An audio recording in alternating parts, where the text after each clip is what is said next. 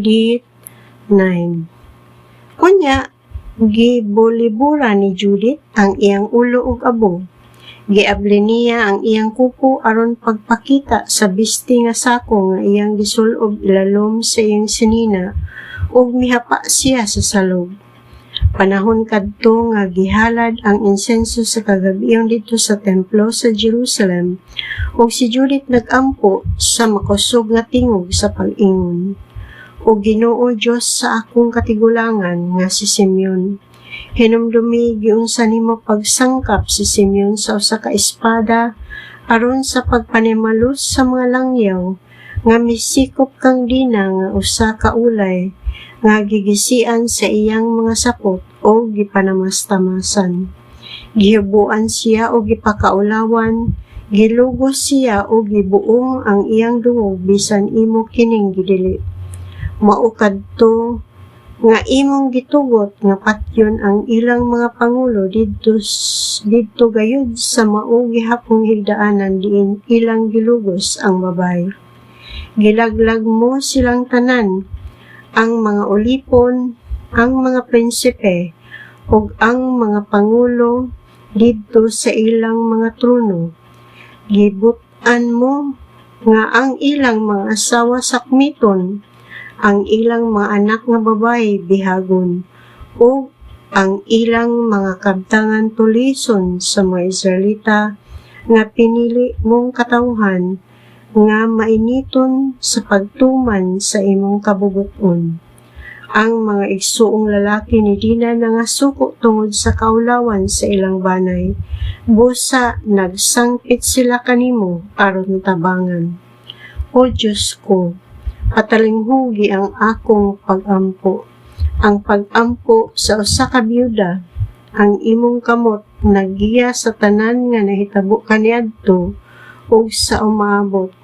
Gilaraw nimo ang tanan, ang nang hitabo karon ug ang mahitabuon niya.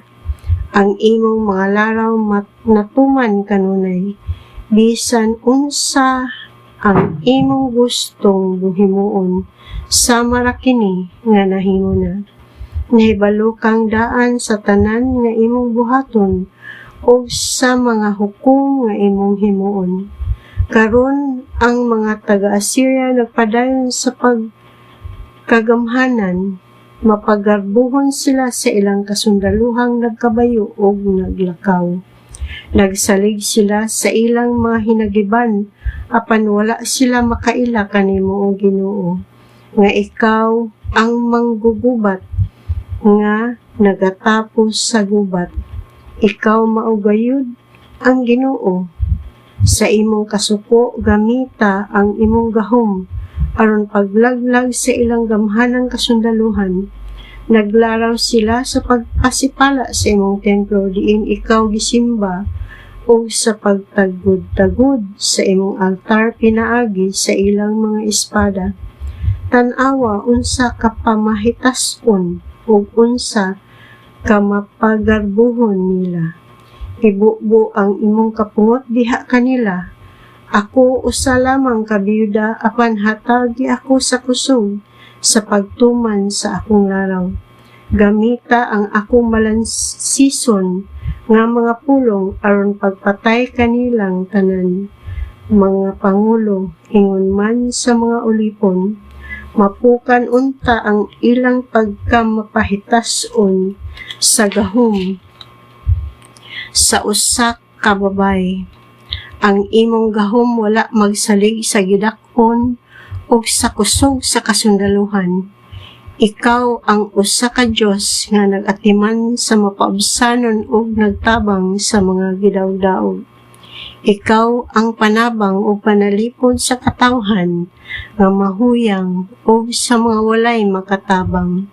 Ug ikaw ang nagluwas kanila nga nawad-an sa paglaom.